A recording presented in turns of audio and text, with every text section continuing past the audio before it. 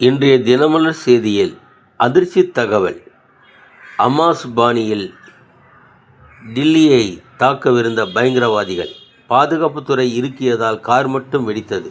பயங்கரவாதியிடம் NIA நடத்திய விசாரணையில் பகீர்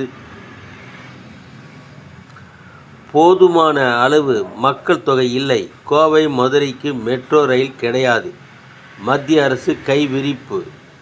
சபரிமலையில் வரலாறு காணாத கூட்டம், நெரிசலை கட்டுப்படுத்த முடியாமல் போலீஸ் திணறல். தமிழகத்தில் தயாராகும் 2 பிரபல மசாலா பொடி தயாரிப்பு நிறுவனங்களில் மிளகாய் மற்றும் மஞ்சள் பொடிகளில் பூச்சிக்கொல்லி மருந்து கலப்பு இருப்பது ஆய்வக அறிக்கை வாயிலாக தெரிய வந்துள்ளது. ஆய்வக அறிக்கையில் நிறுவனங்களின் பெயரை மக்களுக்கு வெளியிடாததின் மர்மம் என்ன?